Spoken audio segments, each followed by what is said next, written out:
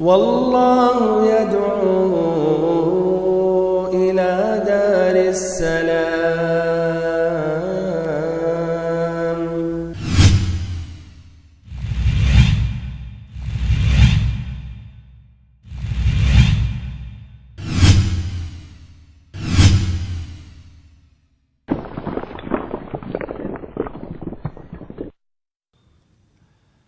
إن الحمد لله نحمده ونستعينه ونستغفره ونعوذ بالله من شرور أنفسنا ومن سيئات أعمالنا. من يهده الله فلا مضل له ومن يضلل فلا هادي له، وأشهد أن لا إله إلا الله وحده لا شريك له، وأشهد أن محمدًا عبده ورسوله. أما بعد، اللهم علمنا ما ينفعنا وانفعنا بما علمتنا وزدنا علما نافعا وعملا صالحا يا رب العالمين. اللهم إنا نسألك حبك وحب نبيك وحب العمل الذي يقربنا إلى حبك. ساری تعریفیں اللہ رب العالمین کے لیے ہیں، اور مکمل ترین پورے طور پر درود و سلام اس ذات مقدسہ مبارکہ پر جن کو اللہ رب العزت نے اس دنیا میں رشد و ہدایت کے ساتھ رحمت للعالمین بنا کر بھیجا۔ واجب الاحترام بھائیوں، محترم ساتھیوں، عزیز بچوں اور ہماری ماؤں اور بہنوں، سابقہ درس میں نے اسلام کا پہلا فیصلہ کن معرکہ غزوہ بدر کبریٰ، غزوہ بدر عظمیٰ کا ذکر کیا تھا، اور اس عظیم غزوے کا جو سبب تھا اور مسلمانوں کی تعداد اور تیاری اور اس کے بالمقابل کافروں مشرکوں کی تیاری اور ان کی تعداد، اور یہ بات اچھی طرح واضح ہوئی کہ مسلمانوں کا مقصد قریش والوں سے جنگ کرنا نہیں تھا، بلکہ مکہ کا تجارتی قافلے پر حملہ کرنا مقصد تھا۔ لیکن وہ حملہ کامیاب ہو گیا اور مسلمانوں سے بچ گیا، مکہ پہنچ گیا، اور اس کے بالمقابل اس کے جگہ پر مکہ سے ایک مکمل تیار لشکر سے مسلمانوں کا مقابلہ کرنا پڑا۔ الحباب ابن منذر رضی اللہ عنہ کا مشورہ جو تھا کہ نبی صلی اللہ علیہ وسلم وہ چشمے کے قریب پہنچے، وہاں پڑاؤ ڈالیں جو چشمہ مشرکوں سے قریب ہے، اس پر نبی صلی اللہ علیہ وسلم نے عمل کیا اور اس پر ایک حوض بنایا گیا۔ یہاں تک بات پہنچی تھی۔ اب اس موضوع کو یا اس عظیم غزوے کا یہ اہم درس، اہم موضوع کو آگے بڑھا رہا ہوں۔ وہاں پڑاؤ ڈالنے کے بعد حضرت سعد ابن معاذ رضی اللہ عنہ نے نبی پاک صلی اللہ علیہ وسلم کو ایک مشورہ دیا کہ مسلمانوں کے لیے، نبی پاک صلی اللہ علیہ وسلم کے لیے ایک مرکز قیادت ہونی چاہیے جہاں آپ صلی اللہ علیہ وسلم تشریف رکھیں، اور اگر فتح کے بجائے شکست کا سامنا کرنا پڑے تو نبی صلی اللہ علیہ وسلم مستعد رہیں، تیار رہیں۔ تو انہوں نے کہا، اے اللہ کے نبی، کیوں نہ ہم آپ کے لیے ایک مرکز قیادت بنائیں، ایک چھپر کی تعمیر کریں جہاں آپ صلی اللہ علیہ وسلم تشریف رکھیں گے، اور ایسے ہی قریب ہی میں آپ کے لیے ہم سواریاں تیار رکھ دیں گے، پھر ایسے ہی ہم دشمنوں سے ٹکر لیں گے، لڑیں گے۔ اگر اللہ تعالیٰ نے ہمیں کامیاب کیا اور ان پر غلبہ عطا کیا تو ہم سبھی کا یہی مقصد ہے، اور اگر دوسری صورت کا سامنا کرنا پڑا تو اے اللہ کے نبی، آپ ان سواریوں پر سوار ہو کر ہمارے ان ساتھیوں سے جا کر ملیں جو اس غزوے میں شریک نہ ہو سکے۔ اور حقیقت یہ ہے کہ ہم آپ صلی اللہ علیہ وسلم کی محبت میں ان سے کہیں زیادہ نہیں ہیں، ان سے کہیں زیادہ بڑھ کر نہیں ہیں، اور اگر ان کو پتہ ہوتا کہ آپ صلی اللہ علیہ وسلم کفار اور مشرکین سے جنگ کریں گے تو کبھی بھی وہ ہرگز پیچھے نہیں رہتے، لیکن ان کو اس کا علم نہیں تھا۔ بہرحال آپ صلی اللہ علیہ وسلم ان سے جا کر ملیں گے اور ایسے ہی وہ آپ کی حفاظت کریں گے، آپ کے وہ خیر خواہ ہوں گے، پھر آپ صلی اللہ علیہ وسلم کے ساتھ وہ جہاد کریں گے۔ آپ صلی اللہ علیہ وسلم نے ان کا یہ مشورہ پسند کیا اور اس طرح مسلمانوں نے شمال مشرق کی جانب ایک ٹیلے کے اوپر ایک چھپر تعمیر کی جہاں سے پورا میدان جنگ دکھائی پڑتا تھا، اور پھر سعد بن معاذ رضی اللہ عنہ نے انصار کے کچھ نوجوانوں کو منتخب کر کے ایک دستہ مہیا کیا جو نبی صلی اللہ علیہ وسلم کی حفاظت کے لیے اس مرکز قیادت کے پاس لگ گئے۔ پھر اس کے بعد آپ صلی اللہ علیہ وسلم نے لشکر کی ترتیب دی اور خود آپ صلی اللہ علیہ وسلم میدان جنگ میں اترے، جہاں کل جنگ شروع ہونے والی ہے، جہاں کل ایک عظیم فاصلہ مسلمانوں اور مشرکوں کے درمیان شروع ہونے والا ہے۔ آپ صلی اللہ علیہ وسلم بدر کے میدان میں اترے اور اشارہ کرتے گئے، ھذا مصرع فلان غدا انشاءاللہ، کہ اس جگہ پر کل فلاں شخص کی قتل گاہ ہوگی انشاءاللہ، اور اس جگہ پر فلاں شخص کی قتل گاہ ہوگی انشاءاللہ۔ یہ صحیح امام مسلم کی روایت ہے، حضرت انس رضی اللہ عنہ سے مروی ہے۔ اور سبحان اللہ، جہاں نبی پاک صلی اللہ علیہ وسلم نے تعیین اور نشاندہی کی کہ فلاں شخص کی موت واقع ہوگی، وہیں وہ شخص کی موت واقع ہوئی، وہیں اسی جگہ پر اس کی قتل ہوئی، اس کا قتل اسی جگہ پر ہوا، اور آگے پیچھے نہیں، نہ دوسرے جگہ پر۔ سبحان اللہ، یہ بھی نبی پاک صلی اللہ علیہ وسلم کا ایک معجزہ تھا۔ بہرحال آپ صلی اللہ علیہ وسلم اس طرح آپ صلی اللہ علیہ وسلم نے رات گزاری ایک درخت کی جڑ کے پاس نماز پڑھتے ہوئے، روتے ہوئے، اللہ کا ذکر کرتے ہوئے۔ مسلمانوں نے پرامن کی رات گزاری، اللہ پر ان کا بھروسہ تھا، اللہ پر ان کا اعتماد تھا کہ رب العزت ان کی مدد کرے گا۔ ذالک بأن اللہ مولی الذین آمنوا وأن الکافرین لا مولی لہم، اس لیے کہ اللہ رب العزت مؤمنوں کا کارساز ہے لیکن مشرکوں کا کوئی کارساز نہیں۔ پرامن کی رات انہوں نے گزاری۔ سابقہ درس میں نے یہ ذکر کیا تھا کہ اللہ تعالیٰ نے بارش نازل کی جس سے مسلمانوں کے حق میں یہ رحمت بنی اور مشرکوں کے حق میں زحمت ثابت ہوئی۔ تو ساتھ ساتھ بھائیوں، اللہ تعالیٰ نے نیند کا غلبہ عطا کیا، یہاں تک کہ یہ مسلمان سو گئے۔ قرآن مجید میں اس کا ذکر آیا، فرمایا رب العزت نے، اذ یغشیکم النعاس امنة منه وَيُنَزِّلُ عَلَيْكُم مِّنَ السَّمَاءِ مَاءً لِيُطَهِّرَكُم بِهِ وَيُذْهِبَ عَنكُمْ رِجْزَ الشَّيْطَانِ وَلِيَرْبِطَ عَلَىٰ قُلُوبِكُمْ وَيُثَبِّتَ بِهِ الْأَقْدَامَ۔ جب اللہ تم پر اپنی طرف سے امن و بے خوفی کے طور پر نیند طاری کر رہا تھا اور تم پر آسمان سے پانی برسا رہا تھا، لِيُطَهِّرَكُمْ بِهِ، تاکہ تمہیں اس کے ذریعے پاک کر دے، وَيُذْهِبَ عَنْكُمْ رِجْزَ الشَّيْطَانِ، اور ایسے ہی شیطان کی گندگی تم سے دور کر دے، یعنی شیطان کی بزدلی، اور ایسے ہی شیطان نے جو ان کے دلوں میں رعب ڈالنے کی کوشش کی تھی اور ڈرایا تھا کہ مشرکوں کی تعداد تو بہت ہی زیادہ ہے اور تم ان پر غالب نہیں ہو سکتے، تو اللہ تعالیٰ نے شیطان کی اس گندگی کو دور کر دی۔ ایسے ہی وَلِيُثَبِّتَ وَلِيَرْبِطَ عَلَىٰ قُلُوبِكُمْ وَلِيَرْبِطَ عَلَىٰ قُلُوبِكُمْ، اور تمہارے دل مضبوط کر دے، وَيُثَبِّتَ بِهِ الْأَقْدَامَ، اور تمہارے قدم کو جما دے۔ ہمارے بھائیوں، محترم ساتھیوں اور بہنوں، یہ جمعہ کی رات تھی،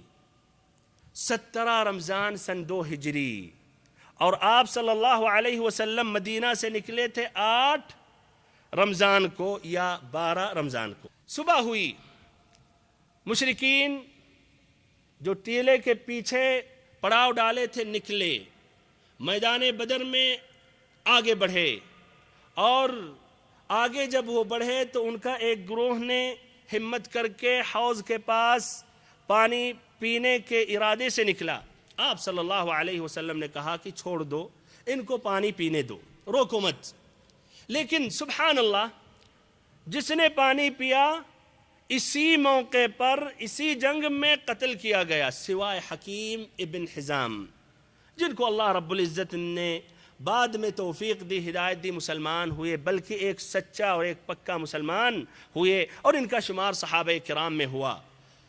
اور بعد میں یہ جب پختہ قسم کھاتے تھے، کسی بات کی تأکید کرتے ہوئے جب قسم کھاتے تھے تو کہتے تھے لا والذی نجانی من یوم بدر، قسم ہے اس رب العزت کی جس نے مجھے میدان جنگ سے یا بدر کے دن سے اس نے نجات دی۔ بہرحال اب اس طرح مسلمان ایک طرف تیار ہو رہے تھے، دوسرے طرف مشرکوں نے اپنے ایک آدمی کو بھیجا جس کا نام تھا عمیر ابن وہب الجمحی، تاکہ مسلمانوں کی قوت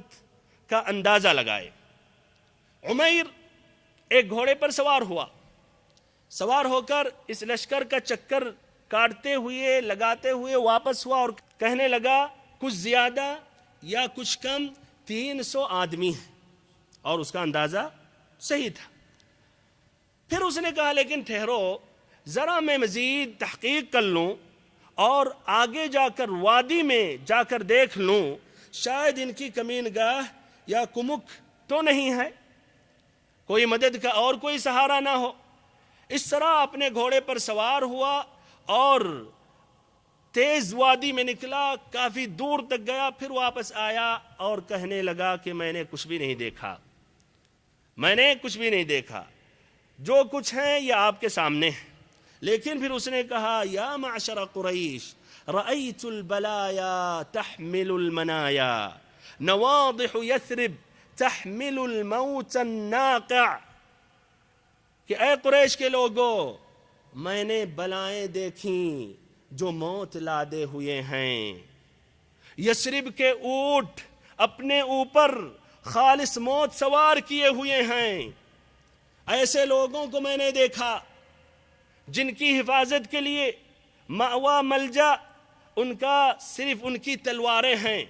اور اللہ کی قسم ان میں سے کوئی شخص مارا نہیں جائے گا، قتل نہیں کیا جائے گا جب تک کہ ان کا آدمی تم میں سے کم ایک شخص کو قتل نہ کر دے۔ اور کہا تمہارے خاص آدمیوں کی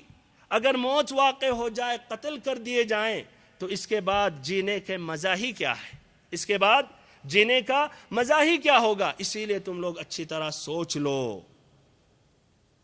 جنگ کرنے سے پہلے اچھی طرح سمجھ لو۔ پہلے بھی یہ بات واضح ہو چکی کہ ابو جہل کی مخالفت کرنے والوں کی تعداد زیادہ تھی، لیکن ابو جہل کی ضد اور اس کا جو گھمنڈ اور تکبر تھا، اس کی وجہ سے سب اس کے تابع تھے۔ تو ادھر ایک مرتبہ پھر ابو جہل کی مخالفت کرنے والوں نے آواز اٹھائی کہ جنگ نہ کرے۔ اس سلسلے میں حکیم ابن حزام، جن کا ابھی ذکر آیا، عتبہ ابن ربیعہ کے پاس پہنچے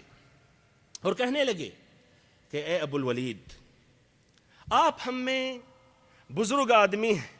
اور آپ قریش کے بڑے آدمی ہیں اور آپ واجب الاطاعت آدمی ہیں، کیوں نہ آپ ایک اچھا کام کر بیٹھیں جس کی وجہ سے آپ کا ذکر ہمیشہ بھلائی سے ہوتا رہے۔ عتبہ نے کہا وہ کون سا کام ہے؟ تو حکیم نے کہا کہ لوگوں کو واپس لے کر مکہ چلیں اور جنگ نہ کریں۔ اور جہاں تک مسئلہ عمر ابن حضرمی کا ہے، عمر بن حضرمی کا ذکر آیا، سریہ نخلہ میں مسلمانوں نے اس کو قتل کر دیا تھا، تو کہا جہاں تک عمر ابن حضرمی کا مسئلہ ہے، جو آپ کا حلیف ہے، اس کے معاملے کی ذمہ داری آپ لے لیں اور لوگوں کو کہہ دیں کہ اس کے خون کا بدلہ یا اس کی ذمہ داری میں لیتا ہوں، اور اس طرح لوگوں کو آپ واپس کر دیں۔ عتبہ نے کہا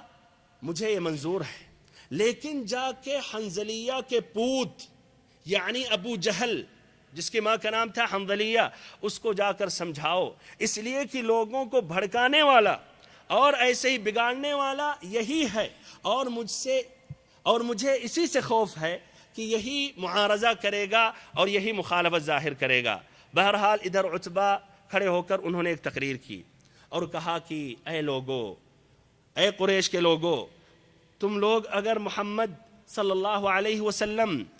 اور ان کے ساتھیوں سے لڑ بھی لیے تو کوئی کارنامہ انجام نہ دو گے، اور یاد رکھو کہ جنگ کرنے کے بعد وہ چہرے نظر آئیں گے جن چہروں نے تمہارے چچیرے بھائی کو قتل کیا، تمہارے خالہ زاد بھائی کو قتل کیا، تمہارے کنبے اور قبیلے کے افراد کو انہوں نے قتل کیا، اور اس طرح ان چہروں کو دیکھتے رہو گے اور ندامت اور حسرت تمہارے دلوں میں باقی رہے گی۔ اسی لیے تم لوگ محمد صلی اللہ علیہ وسلم سے کنارہ کش ہو جاؤ، اور پھر بعد میں چھوڑو اگر عربوں نے یا عرب کے کسی قبیلے نے محمد صلی اللہ علیہ وسلم کو قتل کر دیا تو پھر تمہارا کام دوسروں نے انجام دے دیا، اور اگر ان کو قتل نہیں کیا اور محمد صلی اللہ علیہ وسلم غالب ہو گئے تو کم سے کم یہ بات تو یاد رہے گی کہ تم لوگوں نے نبی صلی اللہ علیہ وسلم کے خلاف جنگ تو نہیں شروع کی تھی۔ ادھر حکیم بن حزام ابو جہل کے پاس پہنچے جو اپنا زرہ درست کر رہا تھا، تو حکیم ابن حزام نے کہا کہ اے ابو الحکم، میں عتبہ کے پاس سے یہ اور یہ پیغام لے کر آیا ہوں۔ یہ سننے کے بعد ابو جہل نے کہا انتفخ واللہ سحرہ حین رأى محمد واصحابہ، کہ اللہ کی قسم محمد صلی اللہ علیہ وسلم اور ان کے ساتھیوں کے دیکھنے کے بعد عتبہ کا سینہ سوج آیا ہے، جی نہیں، ہرگز نہیں، ہم واپس نہیں ہوں گے جب تک نہ اللہ رب العزت ہمارے اور محمد صلی اللہ علیہ وسلم کے درمیان فیصلہ کر دے۔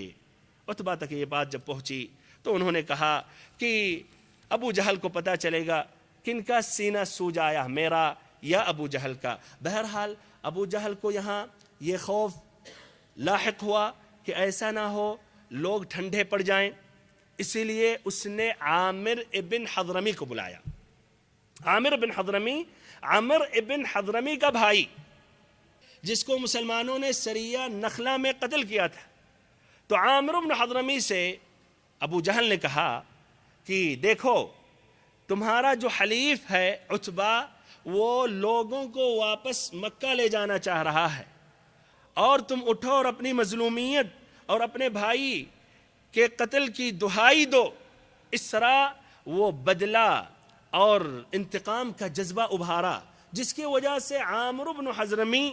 کھڑا ہوا اور اس نے چیخ لگائی، چیخا وا عمرا وا عمرا، ہائے عمر ہائے عمر۔ اس پر قوم بھائیوں گرم ہو گئی اور ارادے جنگ پختہ ہو گیا، اور اس طرح ہوش پر جوش غالب آ گیا۔ اب ان کا ارادہ ایک دم مضبوط تھا لڑنے کے لیے۔ دوسری طرف نبی پاک صلی اللہ علیہ وسلم جب ان مشرکوں کو آپ نے دیکھا تو آپ نے دعا کی رب العزت سے، اور آپ برابر ہمیشہ دعا پر دعا کر رہے تھے۔ کہا اے رب العزت، یہ قریش ہیں، یہ قریش ہیں جو اپنے پورے غرور و تکبر کے ساتھ تیری مخالفت کرتے ہوئے اور تیرے رسول صلی اللہ علیہ وسلم کو جھٹلاتے ہوئے آ گئے ہیں۔ اے اللہ تیری مدد جس کا تو نے وعدہ کیا تھا، انہیں ایٹھ کر رکھ دے۔ آپ صلی اللہ علیہ وسلم نے عتبہ ابن ربیعہ کو دیکھا جو ایک سرخ اونٹ پر تھا۔ آپ نے کہا ان یکن فی القوم خیر فعند صاحب الجمل الاحمر ان یطیعوہ یرشدوا، کہ اگر قوم میں کسی کے پاس خیر ہے، بھلائی ہے، تو وہ سرخ اونٹ والے کے پاس ہے۔ اگر اس کی اطاعت کریں، اس کی بات مان لیں تو وہ لوگ صحیح راہ پائیں گے۔ آپ صلی اللہ علیہ وسلم مسلمانوں کی صفیں درست کرنے لگے، سیدھا کرنے لگے۔ آپ کے پاس ایک تیر تھا جس کے ذریعے آپ صفیں سیدھی کر رہے تھے۔ اس درمیان ایک عجیب و غریب واقعہ پیش آیا جس سے واضح ہوتا کس قدر یہ مسلمان، یہ مہاجرین، یہ انصار اپنے قائد اعظم نبی اکرم صلی اللہ علیہ وسلم سے محبت کرتے تھے۔ اور ساتھ ساتھ یہ بات اچھی طرح واضح ہو رہا ہے کہ نبی اطہر، نبی پاک صلی اللہ علیہ وسلم کا جسد اطہر مبارک ہے، اور اس سے برکت حاصل کر سکتے ہیں۔ واقعہ یہ ہے کہ سواد ابن غزیہ رضی اللہ عنہ سب سے کچھ آگے نکلے ہوئے تھے، تو آپ صلی اللہ علیہ وسلم نے تیر کے دباؤ ڈالتے ہوئے کہا استوی یا سواد، کہ سواد برابر ہو جاؤ۔ انہوں نے کہا اے اللہ کے نبی آپ نے مجھے تکلیف پہنچائی، فعقدنی، ہمیں بدلہ چاہیے، آپ نے مجھے تکلیف پہنچائی اور مجھے اس کا بدلہ چاہیے۔ آپ صلی اللہ علیہ وسلم نے پیٹ کھولا، اس کے بعد سواد رضی اللہ عنہ چمٹ گئے اور آپ صلی اللہ علیہ وسلم کے پیٹ کا بوسہ لینے لگے۔ نبی پاک صلی اللہ علیہ وسلم نے کہا یہ کیا ماجرا ہے؟ نبی صلی اللہ علیہ وسلم نے کہا یہ کیا کر رہے ہو، اس کا مقصد کیا ہے؟ تو انہوں نے کہا اے اللہ کے نبی، جو حالات ہیں وہ ہم سبھی کے سامنے ہیں اور شاید ہماری زندگی کا یہ آخری لمحات ہو، تو میں نے چاہا کہ اس موقع پر ہماری جلد آپ صلی اللہ علیہ وسلم کی جلد سے چھو جائے۔ آپ صلی اللہ علیہ وسلم نے ان کے حق میں دعا کی۔ بہرحال پھر آپ صلی اللہ علیہ وسلم نے مسلمانوں کو ہدایات دیتے ہوئے جنگ کے بارے میں آپ نے واضح کیا اور ان کو بتلایا۔ آپ نے کہا کہ جب تک ہماری طرف سے آخری احکام موصول نہ ہو جائیں جب تک جنگ نہیں شروع کرنا۔ پھر آپ نے کہا جب ان کی جماعت وہ لوگ آپ کی طرف دوڑیں اور قریب ہو جائیں تو تیر چلانا اور تیر کی حفاظت کرنا، یعنی ضائع نہیں کرنا۔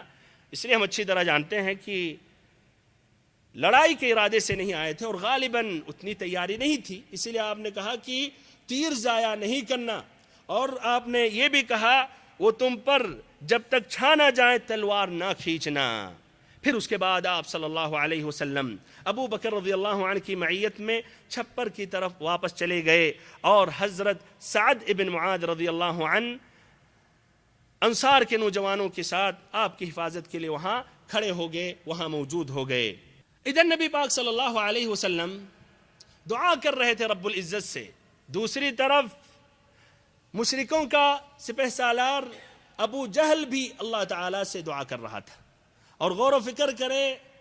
ایسے نازک وقت میں صرف اور صرف اللہ ہی رب العزت سے وہ دعا مانگ رہا تھا، نہ حبل کو پکار رہا تھا، نہ لات کو پکار رہا تھا، نہ عزا کو پکار رہا تھا۔ بہرحال رب العزت نے بھی اس کی دعا قبول کی، لیکن اس کا مقصد کچھ اور تھا۔ اس نے کہا کہ اے رب العزت، ہم دونوں فریقوں میں سے جو فریق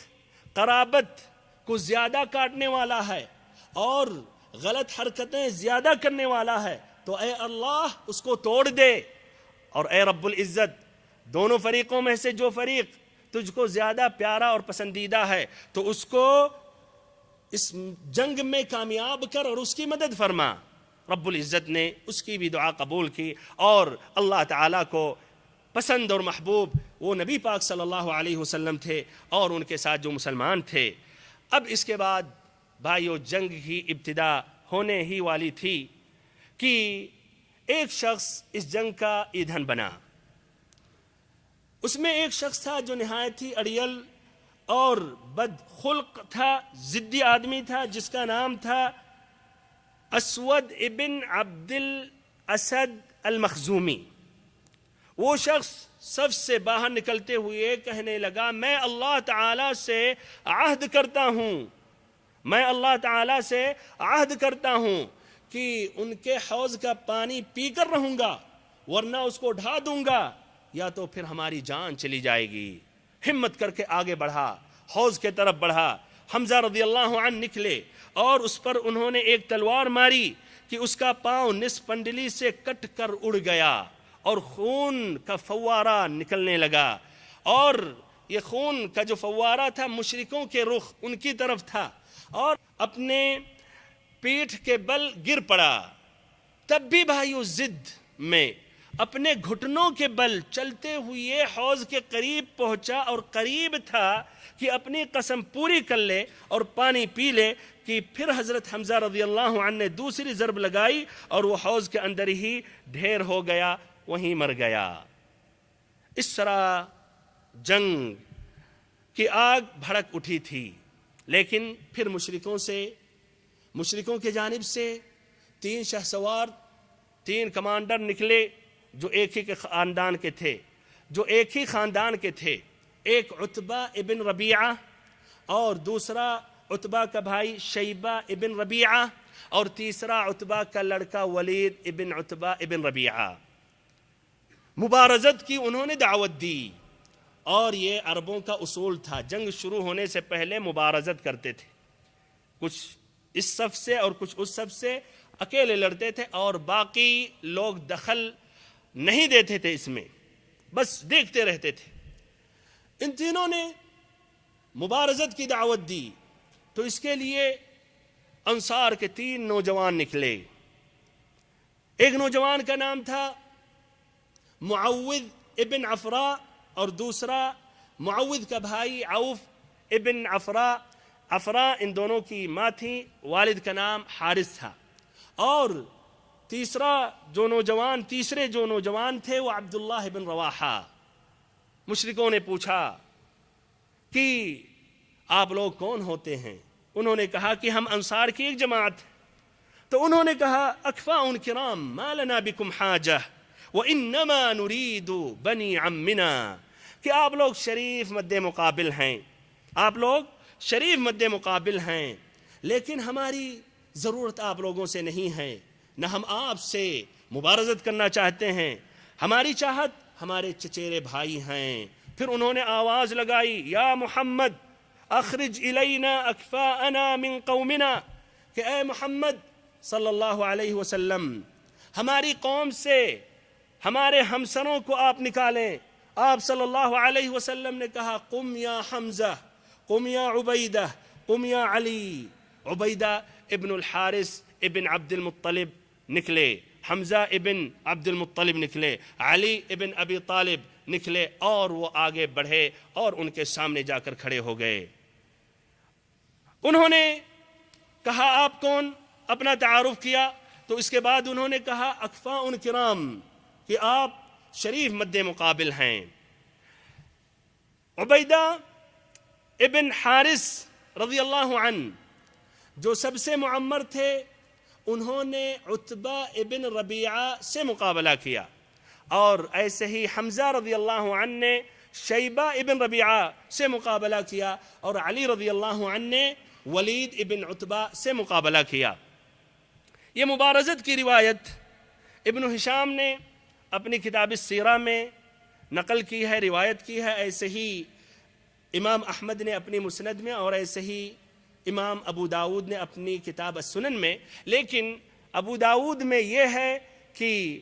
عتبہ کا مقابلہ حضرت حمزہ رضی اللہ عنہ نے کیا، اور شیبہ کا مقابلہ حضرت علی رضی اللہ عنہ نے کیا، اور ولید کا مقابلہ حضرت عبیدہ ابن حارث رضی اللہ عنہ نے کیا، اور حافظ ابن حجر رحمہ اللہ نے کہا یہ روایت زیادہ راجح ہے۔ بہرحال علی رضی اللہ عنہ اور حمزہ تو اپنی شکاریوں پر ٹوٹ پڑے، اور بہت ہی جلد سے اپنا کام انہوں نے پورا کر دیا، اور ان کا خاتمہ ہو گیا اور قتل کر دیے۔ لیکن جہاں تک رہی بات عبیدہ اور ان کا جو مد مقابل تھا، تو دونوں نے ایک دوسرے پر وار کیا، جس کی وجہ سے دونوں کو گہرا زخم پہنچا۔ ادھر علی رضی اللہ عنہ اور حمزہ رضی اللہ عنہ جب فارغ ہوئے تو یہاں پہنچے، اور انہوں نے عبیدہ کا جو مد مقابل تھا اس کا کام پورا کر دیا، اور پھر انہوں نے عبیدہ کو اپنے ساتھ لے کر مسلمانوں کے پاس انہوں نے پہنچایا۔ لیکن پیر کٹ جانے کی وجہ سے یا زخم کی وجہ سے یہ بیماری لاحق رہی، یہاں تک کہ جب یہ مسلمان مدینہ واپس ہو رہے تھے تو راستے میں 4 یا 5 دن کے بعد ایک مقام پر پہنچے، صفرا یا وادی صفرا، تو وہاں یہ عبیدہ رضی اللہ عنہ کا انتقال ہو گیا۔ ان 6 آدمیوں کے بارے میں، ان 2 فریقوں کے بارے میں جنہوں نے مبارزت کی تھی، رب العزت نے قرآن مجید میں ایک آیت کریمہ نازل کی، هَذَانِ خَصْمَانِ اخْتَصَمُوا فِي رَبِّهِمْ، یہ 2 فریق ہیں جنہوں نے اپنے رب کے بارے میں جھگڑا کیا ہے۔ ہمارے بھائیوں، محترم ساتھیوں اور بہنوں، اس مبارزت کا انجام مشرکین کے لیے ایک برا آغاز تھا، کہ ابھی جنگ شروع نہیں ہوئی، اپنے 3 شہسواروں اور ایسے ہی 3 کمانڈروں سے ہاتھ دھونا پڑا، اسی لیے ان کے لیے نہایت ہی برا آغاز تھا۔ اسی لیے غصے میں، غیظ و غضب میں ایک آدمی کی طرح ایک بارگی کا حملہ انہوں نے کیا اور مسلمانوں پر ٹوٹ پڑے۔ مسلمان اپنی جگہ پر جمے رہے، اللہ پر ان کا اعتماد تھا، اللہ پر ان کا بھروسہ تھا۔ مشرکین کے تابڑ توڑ حملوں کو روک رہے تھے اور اچھا خاصا نقصان پہنچا رہے تھے، اور ان کی زبان پر احد احد کا کلمہ تھا کہ اللہ ایک ہے، اللہ تنہا ہے۔ رسول اللہ صلی اللہ علیہ وسلم جو مسلسل دعا مانگ رہے تھے، آپ صلی اللہ علیہ وسلم مزید دعا مانگتے رہے، اور کئی الفاظ دعاؤں کے منقول ہیں، اس میں جو صحیح امام بخاری اور امام مسلم میں یہ دعائیں موجود ہیں، یا امام بخاری امام مسلم نے جن دعاؤں کا ذکر کیا وہ ذکر کر رہا ہوں۔ آپ صلی اللہ علیہ وسلم دعا مانگتے ہوئے کہنے لگے، اللہم انجز لی ما وعدتنی، اللہم انشدک وعدک وعہدک، اے اللہ تو نے جو مجھ سے وعدہ کیا تھا، اے اللہ وہ وعدہ پورا کر دے۔ اے اللہ میں تجھ سے تیرے عہد اور تیرے وعدے کا سوال کرتا ہوں۔ ایسے ہی بھائیوں، جب گھمسان کی جنگ شروع ہو گئی اور لڑائی اپنے شباب پر پہنچ گئی، نبی پاک صلی اللہ علیہ وسلم نہایت الحاح کے ساتھ روتے ہوئے اللہ تعالیٰ سے دعا مانگتے ہوئے مانگتے آپ صلی اللہ علیہ وسلم کا ردا چادر آپ کے کندھوں سے گر گیا۔ آپ صلی اللہ علیہ وسلم فرما رہے تھے، اللہم ان تہلک هذه العصابہ فلا تعبد، اللہم ان شئت لا تعبد بعد اليوم، کہ اے رب العزت اگر اس گروہ کا خاتمہ ہو جائے، اگر یہ گروہ کو ہلاک کر دے، یا اگر یہ گروہ ہلاک ہو جائے تو آج کے بعد تیری عبادت نہ کی جائے گی۔ اے رب العزت اگر تو چاہ تو آج کے بعد تیری عبادت کبھی بھی نہ کی جائے۔ آپ صلی اللہ علیہ وسلم دعا مانگتے ہوئے چلے گئے، چادر آپ صلی اللہ علیہ وسلم کے کندھوں سے گری، ابو بکر رضی اللہ عنہ پیچھے تھے، چادر کو اٹھاتے ہوئے اور آپ صلی اللہ علیہ وسلم کے کندھے پر رکھتے ہوئے فرمانے لگے، کفاک مناشدتک ربک فانہ سینجز لک ما وعدک، کہ اللہ کے رسول صلی اللہ علیہ وسلم آپ بس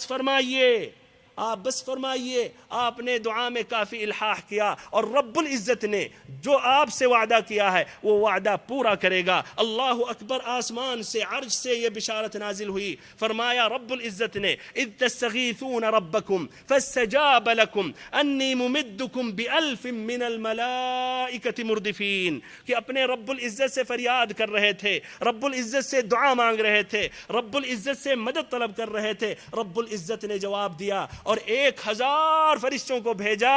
1000 فرشتوں کو مدد کرنے کے لیے لگاتار بھیجا، لگاتار وہ چلے آئے، اور پھر فرمایا رب العزت نے فرشتوں سے، اذ یوحی ربک الی الملائکہ انی معکم فثبتوا الذین آمنوا سألقی فی قلوب الذین کفروا الرعب فاضربوا فوق الاعناق واضربوا منہم کل بنان۔ ہم نے فرشتوں کی طرف وحی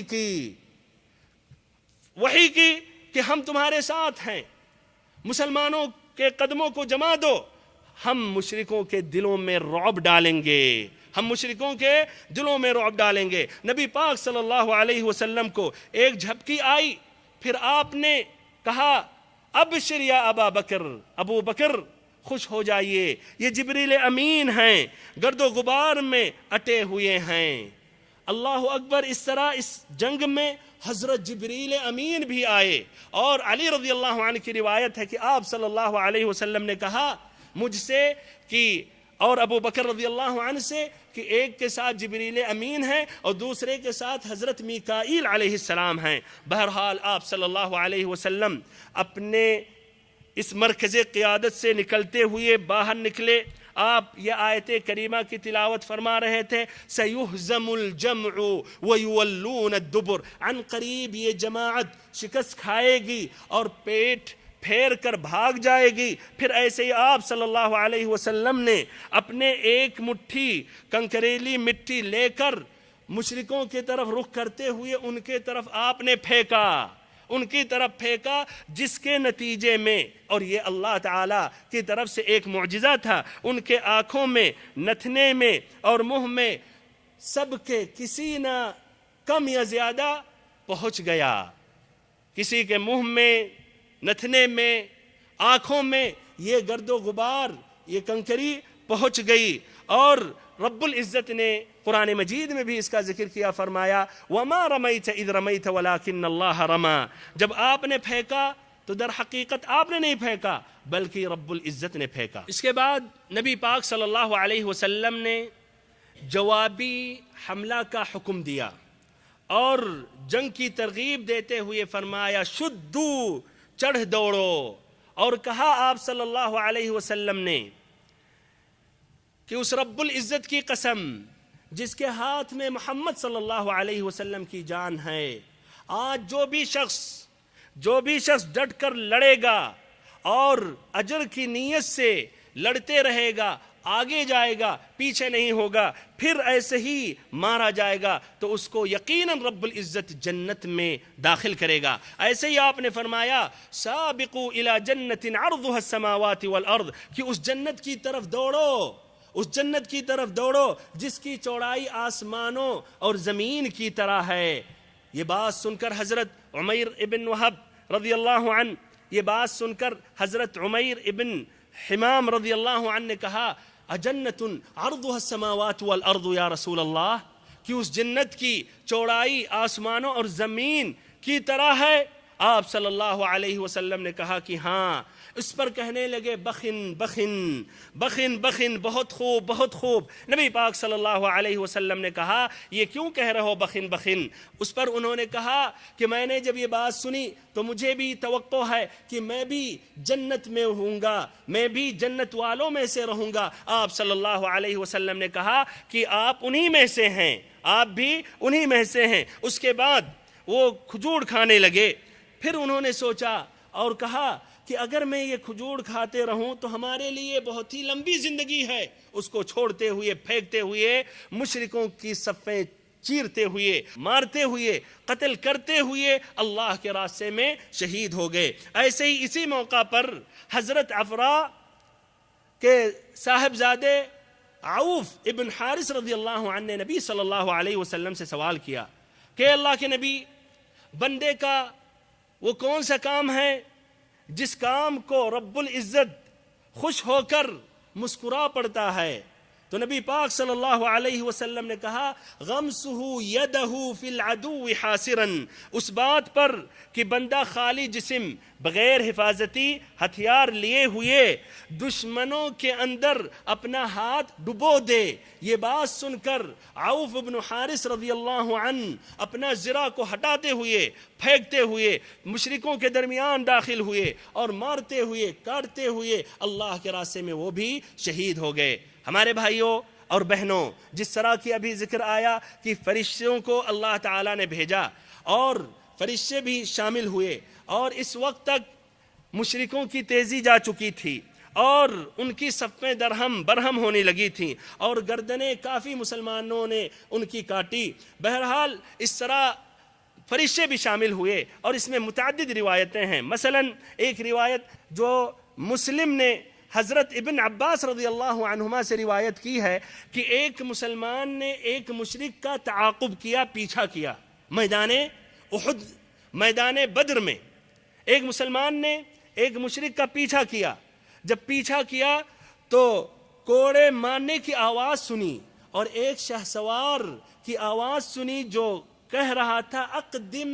حیزوم، اقدم حیزوم، کہ حیزوم آگے بڑھو۔ حیزوم کی تفسیر امام نووی نے اپنی کتاب شرح مسلم میں کی ہے کہ یہ اس فرشتہ کا یہ گھوڑا تھا، اور ایسے ہی النہایہ میں ابن الاسیر نے کیا کہ یہ جبریل امین کا یہ گھوڑا ہے حیزوم۔ بہرحال تو اس طرح ایک کوڑے کی مار کی آواز سنی اور ایک شہسوار کی آواز سنی جو کہہ رہا اقدم حیزوم، حیزوم آگے بڑھو۔ پھر یہ صحابی رسول کہتے ہیں میں اس شخص کے پاس پہنچا جو گر پڑا تو دیکھا اس کے ناک پر چوٹ ہے اور اس کا چہرہ پھٹا ہوا ہے اور کوڑے کی مار کی اثر ظاہر ہو رہی ہے، پھر اس کا بدن ہرا پڑ گیا۔ نبی پاک صلی اللہ علیہ وسلم کے پاس یہ صحابی رسول پہنچے اور انہوں نے یہ بات ذکر کی تو آپ صلی اللہ علیہ وسلم نے کہا یہ تیسرے آسمان سے اللہ تعالیٰ نے مدد بھیجا تھا، یہ تیسرے آسمان کی مدد تھی۔ ایسے ہی ابو داؤد مازنی کہتے ہیں، اور یہ روایت امام احمد نے اپنی کتاب المسند میں ذکر کی ہے، کہتے ہیں کہ میں ایک مشرک کا تعاقب کیا اور تلوار اٹھایا مارنے کے لیے، تلوار پہنچنے سے پہلے اس کا گردن کٹ کر گر گیا، تلوار پہنچنے سے پہلے اس کا گردن کٹ کر گر گیا، تو مجھے یقین ہو گیا کہ یہ ہم نے نہیں بلکہ یہ دوسرے نے ہمارا یہ کام پورا کیا ہے۔ ایسے ہی عباس ابن عبد المطلب جو نبی پاک صلی اللہ علیہ وسلم کے چچا تھے، اور یہ قریش کے ساتھ یہ بھی نکلے ہوئے تھے، ایک صحابی رسول نے، ایک انصاری صحابی رسول نے ان کو قید کیا، اور قید کر کے نبی پاک صلی اللہ علیہ وسلم کے پاس لائے، تو نبی صلی اللہ علیہ وسلم سے حضرت عباس رضی اللہ عنہ نے کہا کہ اے اللہ کے نبی، انہوں نے کہا کہ انہوں نے مجھے نہیں قید کیا ہے، بلکہ ایک آدمی جو نہایت ہی خوبصورت اور حسین آدمی تھا، جس کے سر پر بال نہیں اور اپنے گھوڑے پر سوار تھا، اور اس شخص کو میں نہیں پا رہا ہوں آپ کے ساتھ، اس نے مجھے قید کیا۔ وہ صحابی رسول نے کہا کہ اے اللہ کے نبی، میں نے قید کیا ہے۔ آپ صلی اللہ علیہ وسلم نے کہا اسکت فقد امدک اللہ بملک کریم، کہ خاموش رہو، اللہ رب العزت نے تمہاری مدد ایک بزرگ فرشتے کے ذریعے کی ہے۔ ایسے ہی اور واقعات ہیں کہ فرشتے شامل تھے۔ بہرحال اس طرح مشرکوں کی کافی پٹائی ہوئی، کافی لوگ قتل کیے گئے، اور ساتھ ہی ساتھ ابلیس جو ان کے ساتھ تھا، جس کا ذکر آیا کہ سراقہ ابن مالک ابن جعشم مدلجی کی شکل میں نمودار ہوا تھا، وہ ابھی بھی ان کے ساتھ شامل تھا۔ اب اس نے جب اپنے آنکھوں سے فرشتوں کو دیکھا تو وہاں سے بھاگنے لگا، دوڑنے لگا۔ مشرکین سمجھ رہے تھے کہ یہ تو سراقہ ہے جس نے کہا تھا انی جار لکم، ہم تم سبھی کے رفیق کار ہیں، ہم تمہارے ساتھ ہیں، تمہاری مدد کریں گے۔ تو انہوں نے کہا کہ اے سراقہ کہاں جا رہے ہو؟ اور حارث بن ہشام نے پیچھا کیا، تو حارث بن ہشام کو ایسا گھوسا مارا ان کے سینے پر کہ حارث بن ہشام گر پڑا، اور پھر یہ سراقہ کی جو شکل میں ابلیس آیا ہوا تھا وہ سمندر کی طرف جانے لگا، یہاں تک کہ سمندر میں چلا گیا۔ یہ ذکر کیا، اس کی تفصیل امام طبری نے کی ہے اپنی کتاب تفسیر میں، اس آیت کریمہ کے تحت کہ انی ارى ما لا ترون انی اخاف اللہ، وَإِذْ زَيَّنَ لَهُمُ الشَّيْطَانُ أَعْمَالَهُمْ وَقَالَ لَا غَالِبَ لَكُمُ الْيَوْمَ مِنَ النَّاسِ وَإِنِّي جَارٌ لَكُمْ فَلَمَّا تَرَاءَ الْجَمْعَانِ نَكَصَ عَلَى عَقِبَيْهِ وَقَالَ إِنِّي بَرِيءٌ مِّنكُمْ إِنِّي أَرَى مَا لَا تَرَوْنَ إِنِّي أَخَافُ اللَّهَ وَاللَّهُ شَدِيدُ الْعِقَابِ۔ اللہ رب العزت سے آخری میں دعا کرتا ہوں کہ اللہ تعالی ہم سبھی کو نبی پاک صلی اللہ علیہ وسلم کی سیرت مبارکہ مکمل طور پر سمجھنے کی توفیق دے، اور اس میں جو عبرتیں ہیں، نصیحتیں ہیں، اس سے ہمیں مکمل طور پر فائدہ اٹھانے کی توفیق دے۔ وصلی اللہ وسلم وبارک وانعم علی عبدک ورسولک محمد۔